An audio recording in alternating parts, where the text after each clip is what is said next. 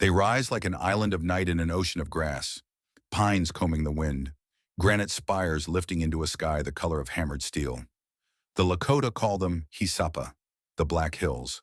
To an outsider, they are hills dark with timber.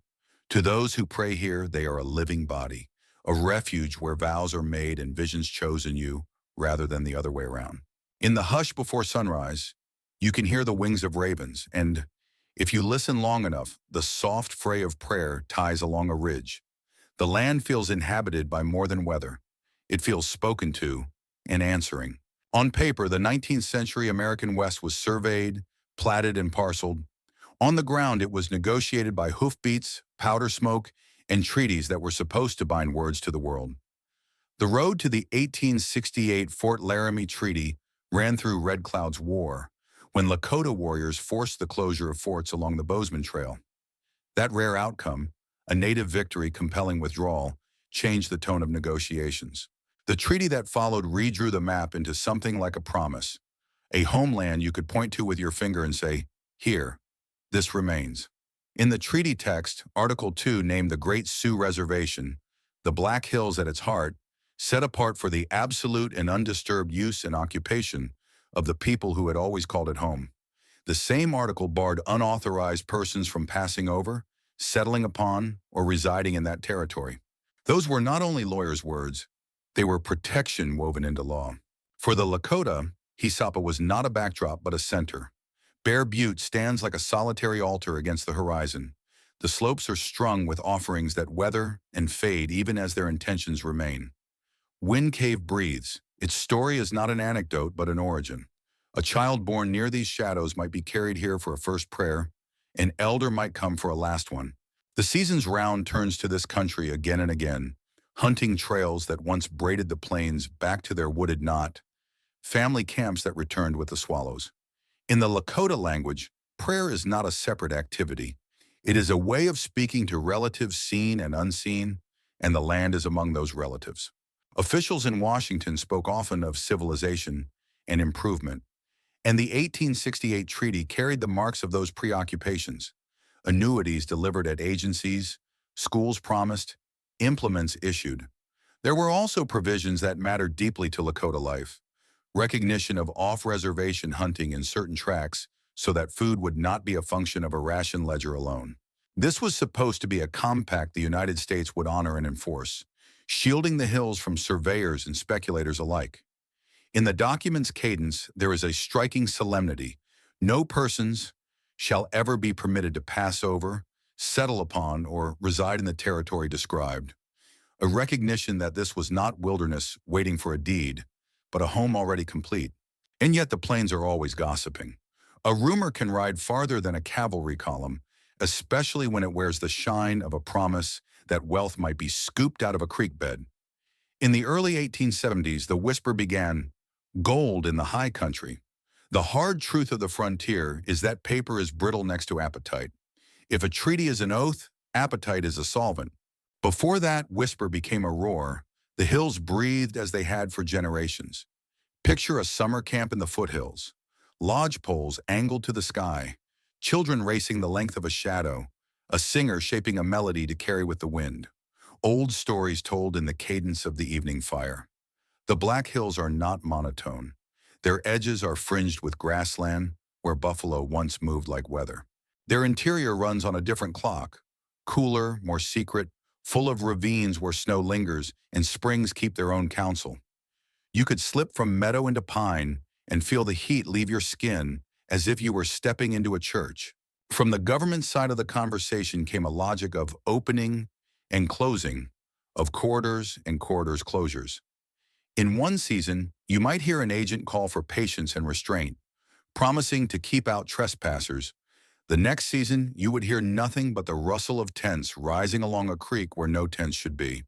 Treaties, after all, require not only ink, but will.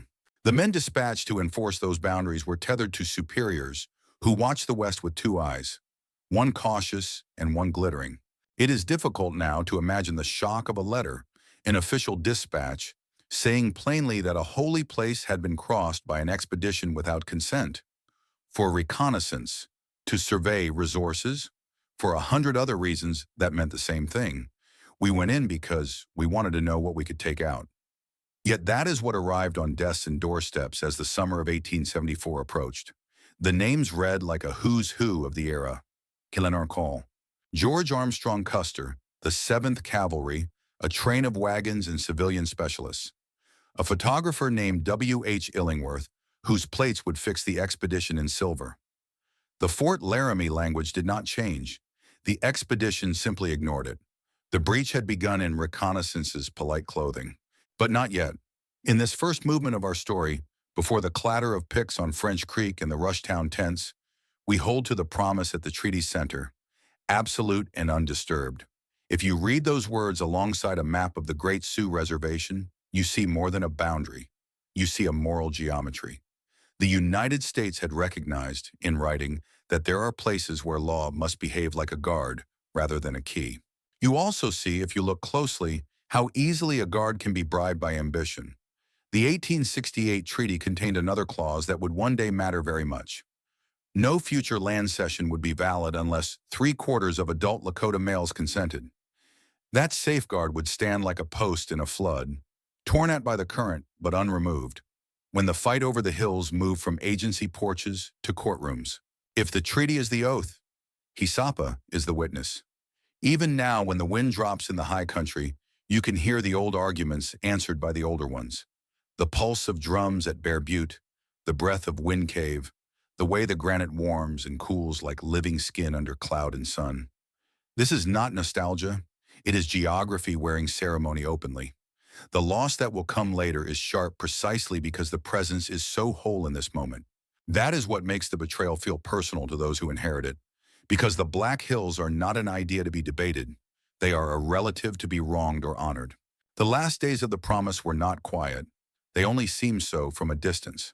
At agencies along the rivers, interpreters moved between languages like men walking a rope. Elders weighed the Americans' words and measured them against what the land herself would accept. Young men followed Buffalo Sign and came back with stories. Traders gossiping in Deadwood, Bismarck, and along the Missouri pushed a different tale.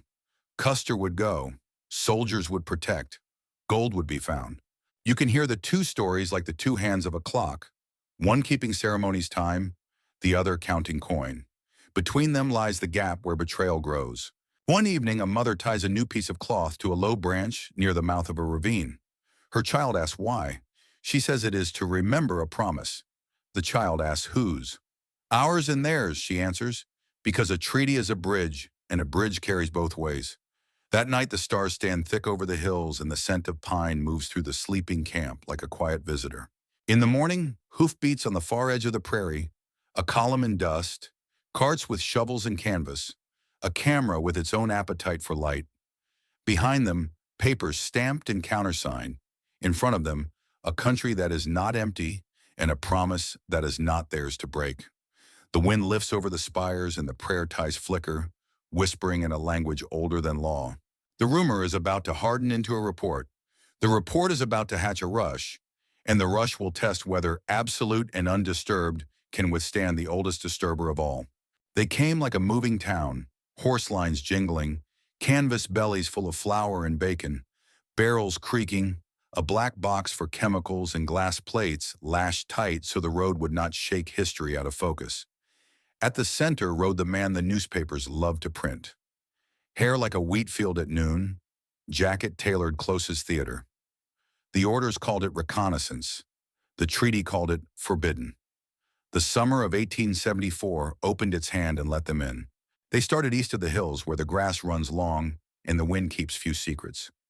Soldiers in column, scouts fanning to either side, civilian specialists bunched near the wagons, teamsters used to coaxing wheels through creek crossings, a physician with a neat kit and an iron constitution, and a photographer who worked beneath a dark cloth, conjuring the country onto glass with sunlight and patience. In his images, the Black Hills rise clean and inviting, shadows sharp as if cut with a knife.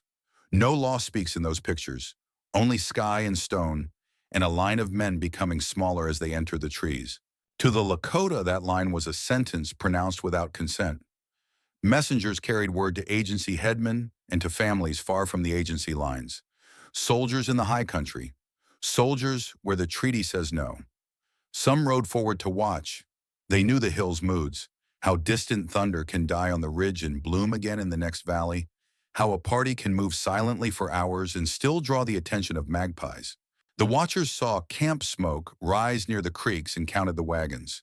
They saw tripods planted at the edge of a clearing and a man vanish under a heavy cloth, then reappear holding a kind of mirror the color of stormwater. They knew the mirror's power before they knew its name.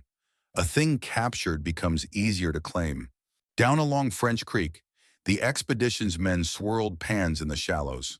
A few bright specks turned in the slush like tiny suns, and that was enough to change a continent's conversation. Somewhere in a tent, a field report was drafted in official hand, a cautious note about traces that somehow read like a trumpet once it left the tree line. The expedition's commander would add his own gilding, the grass fine, the timber serviceable, the country healthy, and by the time the words strung themselves to a telegraph wire, they had ripened into something close to a promise. If the 1868 treaty was the door, those dispatches were the first shoulder against it.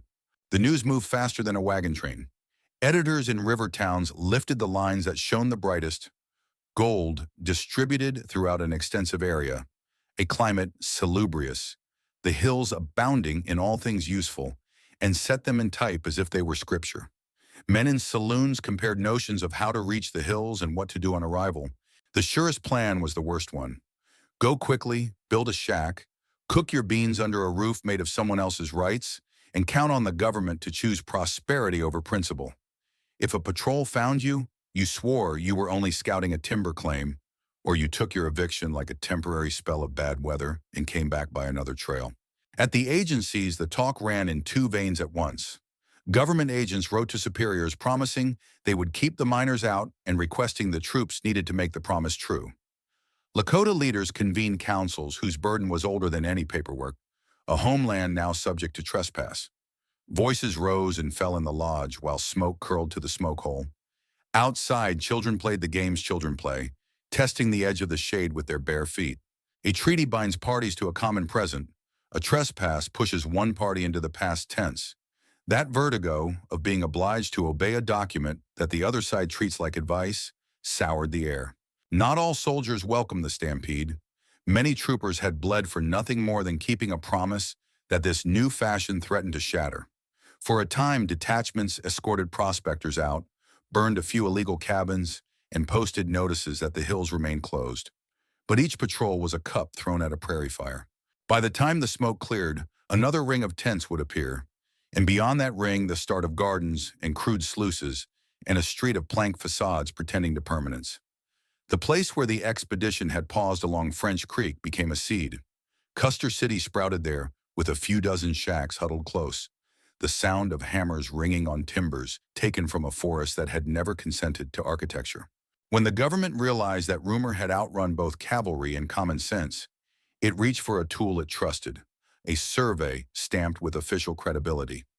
The following summer, civilian geologists and assistants went in with their own wagons and notebooks, measuring elevations, sampling veins, sketching the hill's bones in the precise language of strata and ore. Their conclusions fed the same hunger the first expedition had awoken. Not only was there gold, there was enough to make patience unprofitable. Miners flooding in from the east, the Missouri, and even from far coasts spoke of the Black Hills as if they were a store with an unlocked door and no clerk in sight. The contradiction was unbearable. Federal law said keep out. Federal action said come on. Posts rose at the hill's edges, flags climbing their poles, bugles practicing the day's commands. On paper, these garrisons existed to shield the treaty line. In practice, commanders found their energies bled away by 1,000 exceptions. Merchants claiming the right to pass because soldiers needed supplies, speculators carrying letters of introduction from men in suits, teamsters hauling in mill equipment to be held pending a change in policy. A nation can use polite phrases to do impolite things. The change, when it came, would be described with the decorum of procedure. But here at the beginning, the language was simpler. Men were trespassing and being tolerated for it. In Lakota camps, the news arrived in pieces. A cousin turned back from a mining road by a troop that warned him to keep clear of American property. a hunter returning with meat and a story of finding a sluice high on a tributary where no white men had any right to be. A woman who had gone to Bear Butte to pray and seen smoke where prayer should be. Elders spoke of treaties they had watched unfurl like banners and then collapse like tents in wind. The councils broadened from how to ask the United States to honor its signatures to how to live with a storm pressing down from every direction. Military pressure to stay confined to agencies, economic pressure when rations ran thin, moral pressure as sacred ground grew busy with other people's maps. Editors fed the storm. In Bismarck, Yankton, and Points Up River, headlines promised fortunes waiting in every gulch. They excused the legal problem on grounds that have always suited the impatient. The treaty was a mistake, or obsolete, or in need of revision, as if the United States were not bound to its own word by anything sturdier than convenience. Some columns took a kinder tone toward the Lakota while asking, in the next breath, that the government negotiate a purchase, a euphemism that would soon swallow any distinction between consent and coercion. Gold, once named, becomes a character in the story, capricious, demanding, a tempter. It draws its own climate too, the weather of quick profit and quicker violence. Along the creeks, arguments over a pan's worth of color ended with a fist, a knife, a six-gun fired more to establish reputation than to settle law. In these damp gullies and pine-shaded bends lay the outline of a boomtown not yet named Deadwood, the shadow of a mine not yet called Homestake, a fortune not yet counted. But before that, wealth could be tallied. The price would be laid against a different ledger than the miners kept. Winter stores at the agencies, game driven farther from camp, young people hearing the names of their holy places from strangers' mouths as if the land had been christened yesterday. By autumn, soldiers were tired of evictions that did not stick. Prospector trains grew bolder, gambling that winter would protect what law would not. They guessed right. Snow covers a multitude of trespasses, and a cabin with smoke in its chimney in January is harder to burn than a stack of green logs in July. The Black Hills, so recently quiet enough to hear ravens slicing the air, now clattered with saws, and the muffled shouts of men building against the cold. At agency councils that season, a few elders spoke with the calm that frightens even the confident. They will not keep their promise. We must remember who we are when they forget who they are. Younger men pressed for bolder answers. Mothers counted blankets and wondered whether the ration house would open on time. The treaty's raw words, absolute and undisturbed, felt like a prayer spoken over water already moving too fast. Far to the east, where the land grows civilized enough to forget how it began, officials drafted polite inquiries about whether the Black Hills might be purchased, polite words whose force would grow as winter deepened. On the ground, the breach had already become a fact. What remained was to fit a legal frame around it and call the picture acceptable. For now the camera's plates were packed away. The expedition would return to barracks to applause. The images they carried home showed a country clean and wide, empty of the argument that gave it meaning. What the camera could not fix was the sound left behind.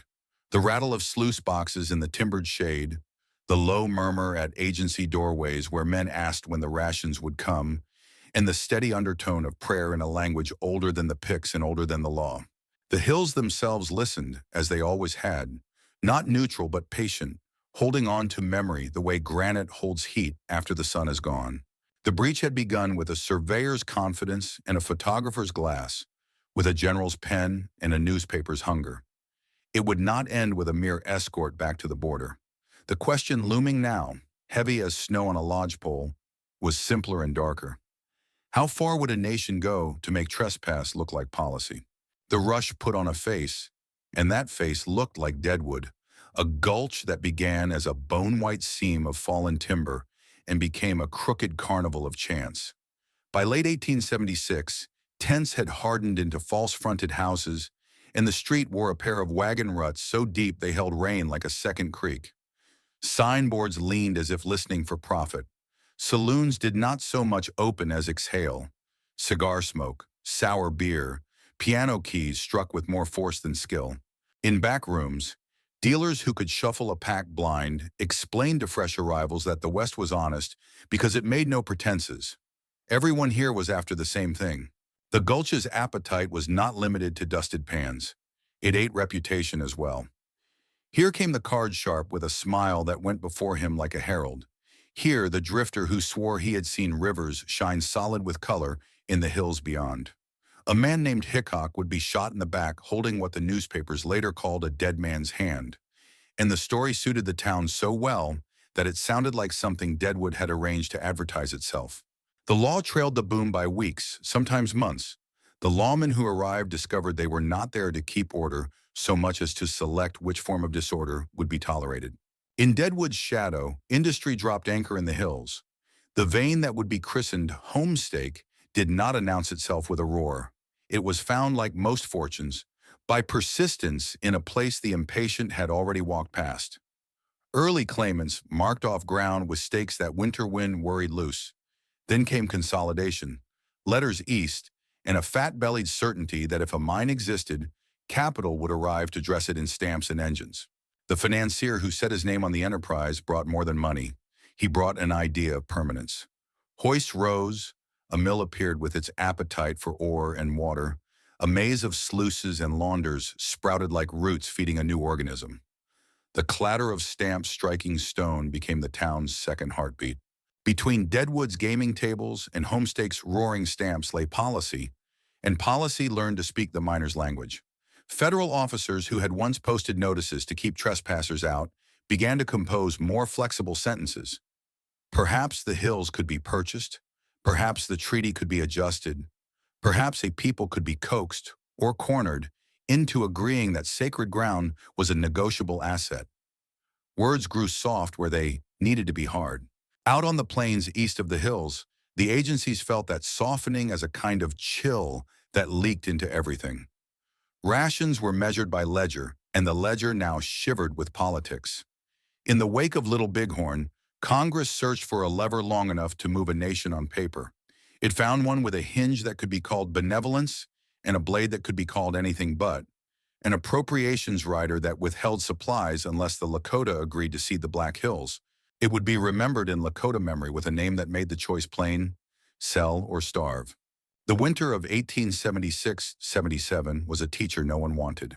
In camps that had expected the treaties promised to hold, hunters returned to find buffalo scarce, the old migration patterns broken by the traffic of men and freight. At the agencies, rations grew erratic, boxes unopened, barrels delayed, officials speaking in the curious tongue of bureaucracy where present suffering is always somehow in the future tense. Mothers rewove the edges of blankets to make them last the season.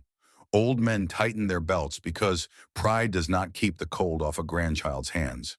A treaty is supposed to secure a people against other men's shortages. Instead, words stamped in Washington had made hunger portable. Meanwhile, Deadwood drove its stakes deeper. The town learned to refine vice into a commodity. There was a market for songs that reminded men of other places, and a market for the kind of forgetfulness that required whiskey rather than melody. Couriers carried news from the Gulch outward. How much a claim had sold for, how many stamps beat in the mill last night, what a smart fellow could make in a week if he had a back like a mule and luck like a preacher. These reports crisscrossed the prairies like unfurled maps, with routes stamped in boots and barrel hoops and words. The contradictions sharpened with every wagon that creaked uphill. The United States had pledged to keep the hills absolute and undisturbed. Now its own machinery, surveys, patrols, courts, appropriations, turned like gears in a clock designed to make disturbance look like the hour striking. To many Americans distant from the hills, the situation wore a simpler costume. Indians had land, miners had need, the nation had destiny. That last word is always what policy puts on when it wishes to avoid saying greed. In the Lakota camps, memory argued with necessity. Councils met where smoke drifted to a winter blue sky, and the ring of faces glowed with the color fire gives to skin. Some spoke of the treaty's Article 12, no land cession valid without 3/4 of adult males consenting, and held the words like a flint that might still make a spark.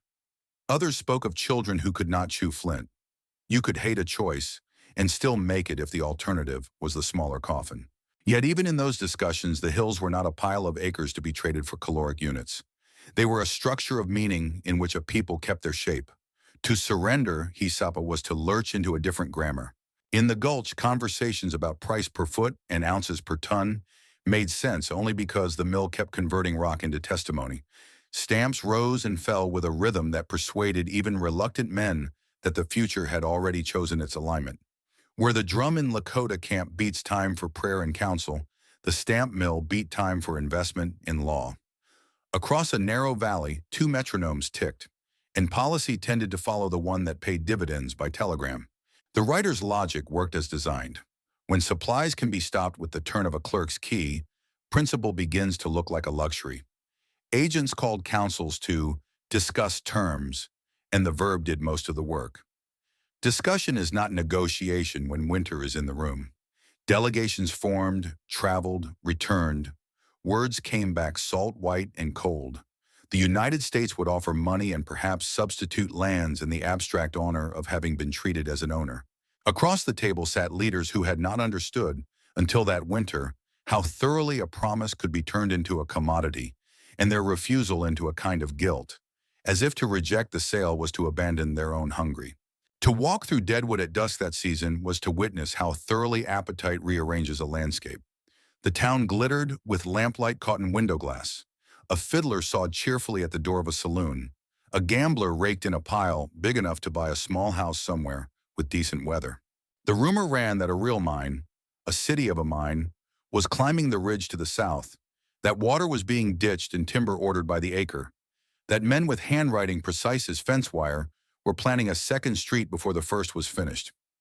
In the lot behind the new assay office, a man lifted a crate lid and grinned at the sound a gold brick makes when you set it down.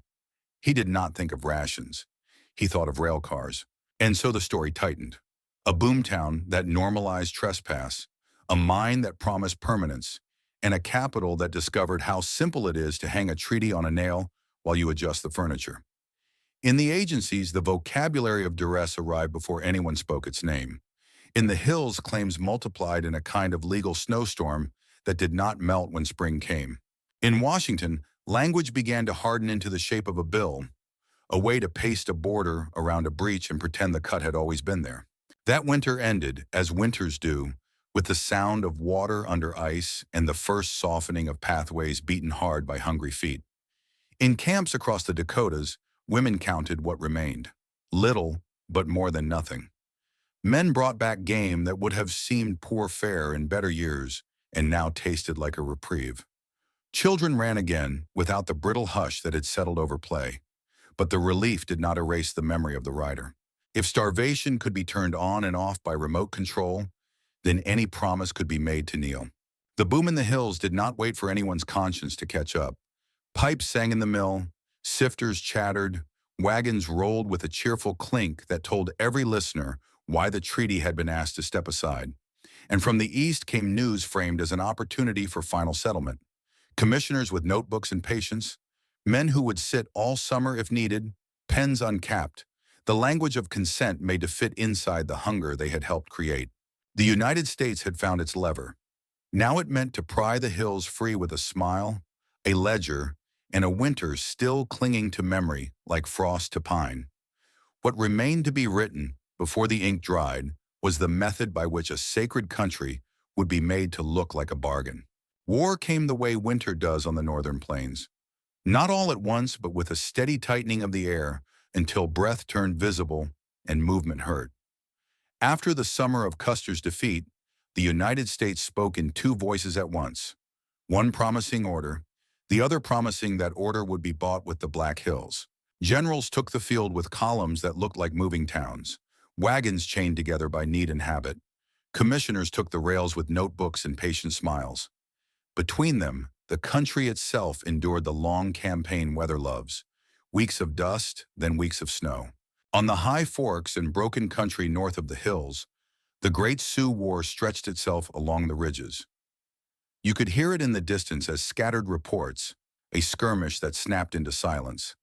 The clack of a courier's horse passing like an urgent thought. The fight at the Rosebud, Lakota and Northern Cheyenne turning back crook, told one story. The disaster at the Little Bighorn told another, shaken out across the nation by newspapers hungry for vengeance. In Washington, a defeat that should have cautioned the policymakers did the opposite. It hardened them. When a country has already decided what it wants, loss does not change the aim. It only changes the means. The means that winter were hunger and cold. The snow came early and stayed. Agency accounts that had promised flour and beef became instruments of leverage. The barrels stacked behind locked doors were as eloquent as any proclamation. In the Lakota camps, meat thinned and fires burned lower to make the wood last. A winter lodge is a universe designed around survival. Everything at hand, nothing wasted, the center sacred because it holds life together when the world outside is bitter as iron. The old ones told stories to keep courage lit. Mothers counted blankets, then counted them again. Men took the long walks and came back with what the land would yield after traffic and campaigning had pushed the game farther and farther from its accustomed places. In that same season, commissioners arrived at the agencies with a mission dressed as conversation. They would be remembered as the Many-Penny Commission after the former commissioner who chaired it, a man with a face that could wait out a blizzard. Their brief was to gather signatures on an agreement, a word that smiled while its teeth did other work. Under Article 12 of the 1868 treaty, any land cession required the consent of 3/4 of adult male Lakota. The commissioners meant to come away with names enough to say the hills had been ceded fair and square. The formula was as old as siege. Surround a people with a winter of problems, then offer a pen and call it a solution. The councils they convened wore the look of negotiations everywhere. Benches crowded, interpreters moving meanings between tongues, pauses long enough for courage to climb into a sentence. Chairs were set for men who had stood face to face with soldiers and smoke and came back to sit among their own. A treaty provides the sound of paper sliding across a table. A prayer provides the sound beneath it. Many refused to touch the pen.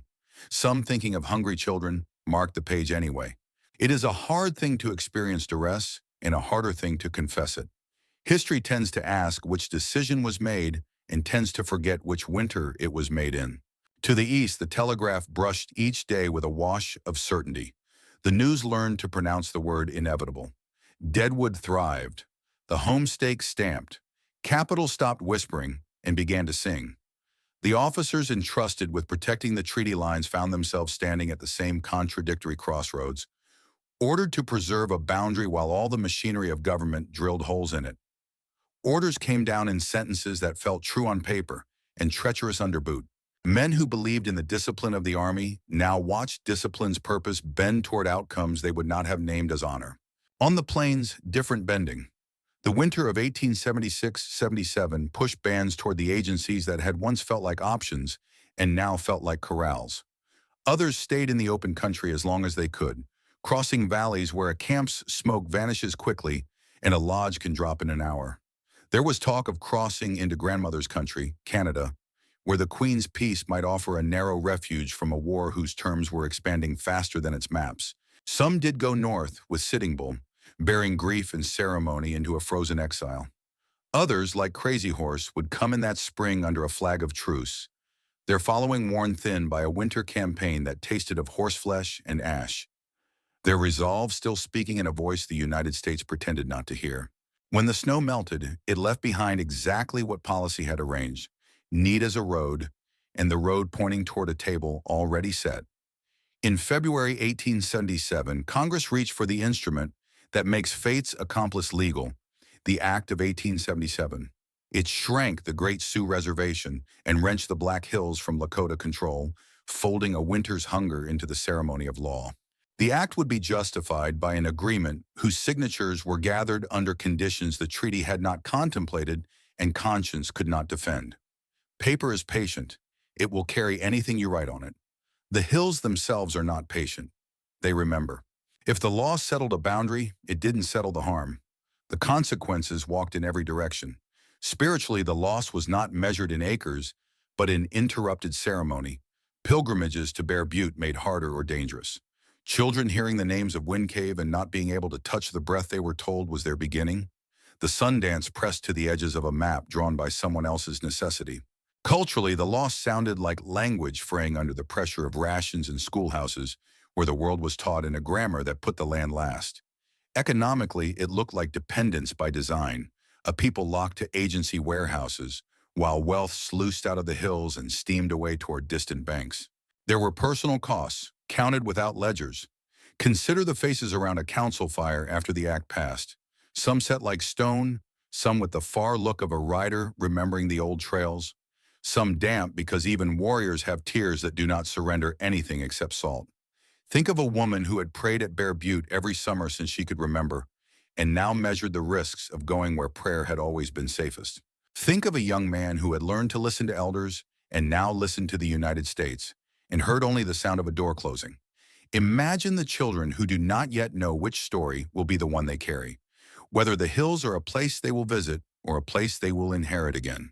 On a parade ground at Camp Robinson, where flags snapped and the air smelled of leather and grease, Crazy Horse was killed that September with a bayonet thrust during a struggle after his arrest. The news rippled outward, bending light. It was not a battle report, it was a signal. The war might change its shape, but its edge was not blunted. Across the border, Sitting Bull remained in the North for years before returning to a reservation that had learned the habits of confinement. Leaders who had once moved by their own seasons now moved by bells and summonses written by other hands. Back in the hills, the work of extraction perfected itself. The mills learned to eat more stone and spit more wealth. Deadwood learned to grow respectable around the edges without surrendering the restless appetite at its heart.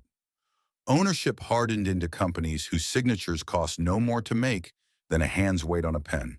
The treaty's safeguard, three-quarters consent, became a reference point for lawyers rather than a living shield. Where the law drifted toward euphemism, memory kept the word that still fit: taking. Yet even as the paper settled and the hoist clanged, the old roots continued in smaller, stealthier ways. Families still came to pray, sometimes at night, sometimes with watchers posted. A people is more than what a statute can confine. When the drum sounded, it put back together what policy wished to unweave. When the song rose, it threaded the air between lodge and ridge with a continuity older than the Republic. The United States had acquired title without consent. It had not acquired the meaning of the place. Meaning does not transfer by warranty deed. By the end of that year, the map looked tidy to men who admired tidy maps. The Black Hills now sat inside the United States pockets in a way the ledgers could understand. Out in the agencies, children still wrapped in patch blankets learned the names of the peaks from grandparents who said them like family names. The wind kept moving through the pines. The ravens still rode the thermals as if nothing had changed and everything had. On the ridge above, a prayer cloth faded to the linen color of old bone. A woman touched the knot she had tied months before and whispered a promise back to the promise that had been broken.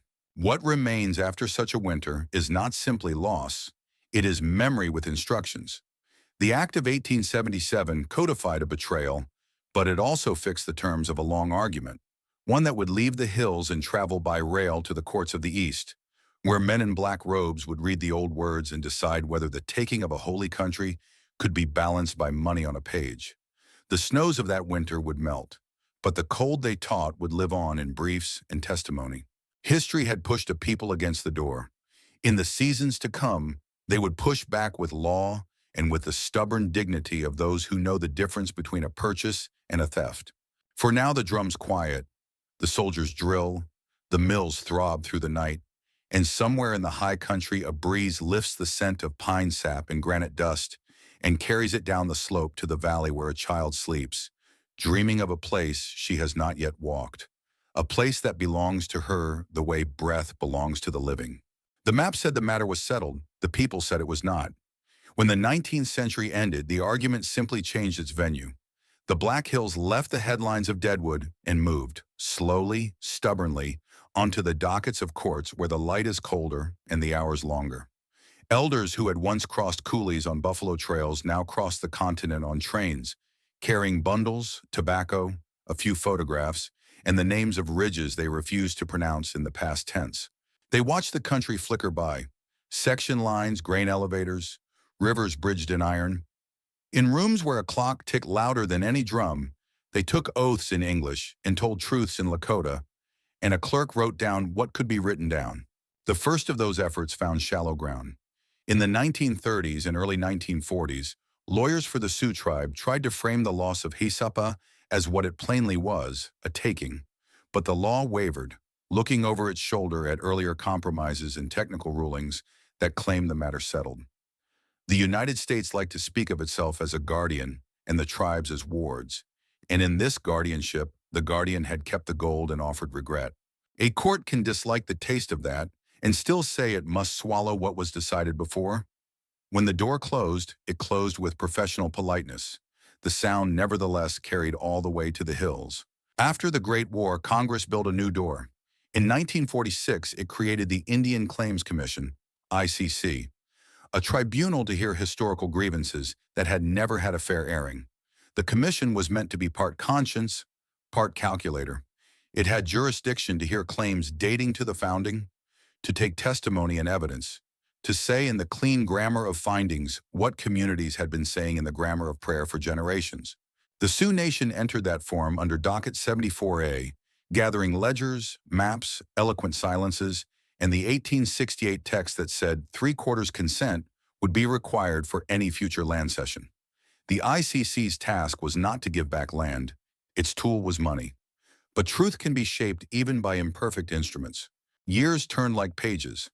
In hearing rooms, the hills reappeared as surveys and plats, as expert reports on the value of timber and ore in 1877 dollars, as the precise tally of what the United States had taken and what it had paid, if anything, in exchange. Government lawyers learned the terrain of euphemism, agreement, cession, necessity, and tribe attorneys learned to peel those words back to what stood beneath them: coercion, duress, breach. On the record, the story that had always been told beside cook fires entered the stern vocabulary of fact. The ICC would eventually conclude that the taking was real and the compensation inadequate. But the road from true to final in the law is longer than the road between any two forts. The Justice Department fought the interest more than it fought the principle. It became possible to hear, in the thin air of appeal, a remarkable admission that the government's course of dealing had been unfair and dishonorable, yet still to argue that, having finally offered a measure of principle, it should not be made to carry a century of interest on its conscience. In that argument lay a quiet confession that time itself is part of the injury. If a thief returns only the original sum, does he leave the years untouched? The courts debated as courts will, and the commission's rulings seesawed under the weight of doctrine. Congress intervened again. In 1978, it passed a special jurisdictional act allowing the Court of Claims to review the Black Hills question de novo, without regard to res judicata, and to take new evidence. The legal Latin was a key cut to fit a particular lock. The Sioux could relitigate the case from the beginning, notwithstanding earlier procedural barricades. The Court of Claims affirmed what the Commission had already recognized. In 1877, the United States had effected a taking within the meaning of the Fifth Amendment, and just compensation was owed, including interest running back to the date of the wrong. The case rose toward its last forum. On June 30th, 1980, the Supreme Court of the United States decided United States versus Sioux Nation of Indians, 448 U.S. 371. Writing for the court, Justice Harry Blackmun set down the principle in language that felt less like arithmetic and more like a reminder of honor. Congress may act as trustee, it may act as sovereign, but it may not wear both hats at once to the detriment of those whose property it holds. The 1877 seizure, the court held, was a taking that required just compensation with interest. The figure came out to roughly $17.1 million as the fair market value in 1877, plus about a century's interest, a total in the neighborhood of $105 million. The law at last had found a way to call a wrong by its right name and attach a number to it. Numbers, however, do not touch granite. When the judgment fund was established, federal officials expected a line to form. No such line appeared. The Sioux refused the money. To accept it, many leaders said, would be to sell what had never been for sale, to polish the theft until it shone like a payment. The check sat in its ledgers and accruals while the Black Hills remained where they had always been, inhabited by rock and pine and memory. Over the years that followed, the fund would mount as interest mounted, climbing past the thresholds that make headlines, and still the answer returned with the steadiness of a drumbeat. The land is the thing itself. The decision's pages carry sentences that read, even now, like a hand on the table to stop the argument from sliding away. The court noted the government's unfair and dishonorable dealing, an unusual candor in a genre that prefers neutral verbs. It recognized the tension between plenary power and fiduciary duty, and named the standard by which a trustee must be judged. Good faith and full value, neither of which the United States had supplied. For a moment, the legal story looked like it might turn into a moral one, but the remedy the law could reach for was compensation, and compensation, to a people whose claim is spiritual and territorial at once, can feel like the wrong unit of measure. The judgment closed the case, it did not close the wound. The months after the ruling had a double weather. In Washington, there was the climate of completion, press releases, summaries, the satisfaction of a ledger balanced to the penny. In the Dakotas and on the reservations of the Sioux Nation, there was a different barometer reading, relief that the truth had been spoken in the high court, and the sober knowledge that the truth had been converted into a bank figure instead of a boundary. Council houses filled. Some voices urged taking the award to build schools and clinics, to translate insult into survival. Others answered that bricks raised with Black Hills money would carry a hurt in their mortar. A people can disagree without breaking. The test is whether the argument preserves the center. The center in these councils was He Sapa, named, described, and defended as a living relative whose custody could not be commuted to cash. If you had walked the corridors of the Supreme Court that summer, you would have found clerks boxing up the term's work, the echo of footsteps on marble. If you had walked Bear Butte the same week, you might have found a grandmother tying a bright cloth to a branch, explaining to a child that the highest courts can only decide certain kinds of questions. This one, she would say, belongs to us and to the hills and to the one who made both. The law had done what it could. It had counted. The people would do what they must. They would continue. The story leaves Part 4's winter and arrives here in Part 5, not with a triumph that tidies the past, but with a verdict that changes the future tense. The United States had been told in its own temple of law that a promise cannot be broken by prosperity and excused by time. The Sioux Nation had been told what it already knew, that theft, in the end, is not cured by interest. From here, the struggle would take a different shape, not for a payout, but for place, for names restored, for access renewed, for parcels reclaimed one by one, for the possibility that a country might one day trade apology for land. On the last page of the opinion, there is no map. Maps would come later, and petitions, in the quiet labor of families, passing their knowledge of the hills to children who had never been allowed to live there. The law had set a foundation stone that said taking and compensation in black letters. The people would build on it with songs and patient work. To say that the decision was late is not to say it was small.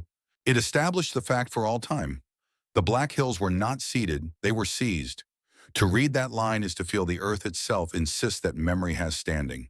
The elders who had ridden the rails to testify grew old, and newer faces took their seats at council. The fund they had declined kept rising like a river they refused to drink from.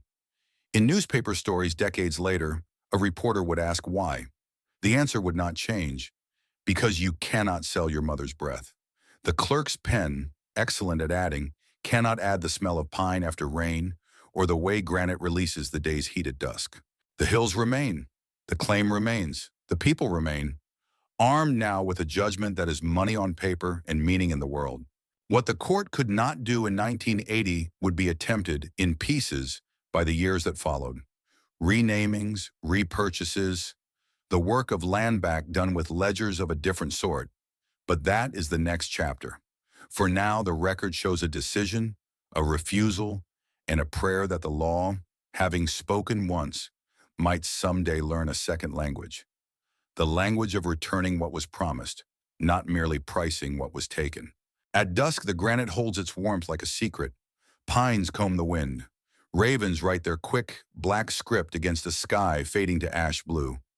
From a pullout on a ridge road, you can see half a century at once. Light pricking through valleys where towns have grown respectable, and beyond them, dark folds of country that keep their counsel. The old argument still lives here, not only in briefs and ledgers, but in footsteps, in songs carried carefully from one generation to the next like flame in a horn cup. The United States has its maps. The Lakota have He Sapa. What happens when a people refuses to let a map be the last word? Begin with a name. For most of the 20th century, the highest point in South Dakota wore the borrowed rank of a 19th century general, Harney Peak. In 2016, the state and federal boards that decide such things admitted what the country had known in its bones for a long time. A holy mountain should bear the name of a holy man. The change to Black Elk Peak was more than a correction. It was an act of remembering in public. He Sapa, Black Elk, was an Oglala holy man whose vision circled his life like an eagle over thermals. As a boy, he saw a great dream of a sacred hoop and a flowering tree. As an elder, he climbed the mountain to pray that the hoop might be mended. A nation that had grown comfortable chiseling new meanings into other people's stone paused long enough to listen. The syllables of Black Elk Peak entered road signs and park brochures, but more importantly, they entered daily speech. And daily speech is where memory either fades or takes root again. A name is a doorway. Walk through it and you find other names waiting. Paha Sapa in He Sapa, the Black Hills, Mado Paha, Bear Butte, rising solitary as an altar, Makoshicha nearby, the Badlands where erosion speaks the slow grammar of time. In breathing within the hills, a place the Lakota point to when they speak of beginnings. Wind Cave, whose opening pulses with the earth's breath. Sacred geography is not a list. It is a choreography. Families return to these places season after season with the steadiness of birds. A grandmother ties a bright piece of cloth to a low branch at Bear Butte, fingers moving slowly, mindfulness made visible. A father shows a child how to stand still until the cave's exhale lifts the hair on a forearm. See? And the child laughs because even stone breathes here. To outsiders, such gestures can look like picturesque custom. To those who pray them, they are repair. Over a century after the hills were taken by statute, people returned to them with ceremony, with children, with elders who could still point to the ridge where thunder lives. The return was not theatrical, it was patient. Prayer ties fade and are replaced, star quilts blossom and fold away. Water is taken respectfully from springs, whose names are not written on any placard. The drum gathers distance into a single pulse. If law counts time in terms, ceremony counts it in seasons. Seasons are a better accountant of grief and its antidotes. There are changes on the ground beyond renaming. The story the courts completed in numbers, communities now pursue in acres, easements, and access. In the last decade and more, tribes and native-led organizations have pooled resources to buy back parcels in and around the hills. Timbered slopes near Bear Butte, ranch land in old migration corridors, places that stitch together ceremonial routes interrupted by someone else's fence posts. Some parcels have been placed into trust. Others remain under indigenous stewardship with covenants that protect prayer and quiet. These are not grand theatrical restitutions with a ribbon to cut. They are deeds executed in modest rooms, signed by hands that remember what the signatures in 1877 tried to undo. From a satellite's altitude, such purchases look like freckles. Stand on the ground, and they feel like knuckles in a fist closing gently around what was never supposed to be pride-free. People call this work land back. The phrase can frighten those who hear it as a threat to their address. But in the mouths of the organizers who spend long days with county clerks, surveyors, wildlife biologists, and elders, it usually means something both humbler and more radical: return a relationship. Let families pray without trespass. Let youth learn the names of ridges from elders who pronounce them correctly. Let stewardship practices shaped by droughts older than the Republic guide how timber is cut and water is shared. Some efforts center on education sites where children can spend a week in the hills learning language and ceremony together. Others focus on trail access and agreements that keep motors away from places that will never make good neighbors with engines. Everything moves a little at a time. A 40-acre purchase here, a conservation partnership there, a public renaming that lifts a weight no loader can measure. Memory work also happens in the mouth. Lakota language classes gather in community halls and schoolrooms that smell faintly of coffee and floor wax. A teenager rolls a sound carefully and grins when an aunt nods, yes, like that. Elders tell migration stories with open hands, tracing routes that cross rivers grandly on maps and step lightly on the ground. The words do not live by themselves, they live by pointing. There, that ridge, that spring, those stars. The hills, like a generous relative, give back to the language even as the language gives back to the hills. Not all remembering is as gentle. Drive the loop that brings you within sight of Mount Rushmore, and you encounter a different kind of inscription. Presidents cut in heroic profile on a mountain the Lakota never consented to surrender. Tour buses exhale, cameras blink. A small boy in a souvenir hat asks a good question in a voice that carries, "Whose mountain is this?" His mother shushes him, not unkindly, and says, "America's." On a hillside a few miles away, a circle of elders is teaching children a song older than any of the faces in granite. The two scenes do not cancel each other. They speak past each other like trains on different tracks. Part of the modern work is to build a switch yard in which the country can change tracks without derailing.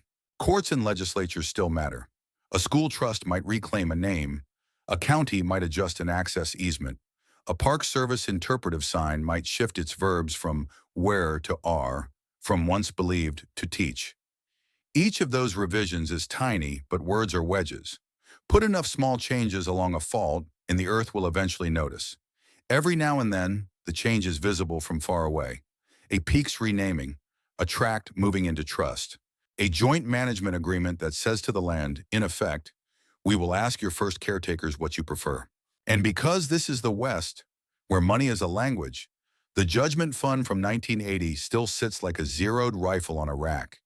Its number climbs, its purpose does not. Journalists return to it as if it were a mystery. Why not take the money? The answer remains what it has always been, because money cannot pray. You can buy school roofs with it, yes. You can pave hospital parking lots. But the hills themselves, the breath at the cave mouth, the way the light lifts off lichen after rain, the long view from a ridge where the wind carries a hawk feather, the way a mother carries a child, those are not for sale.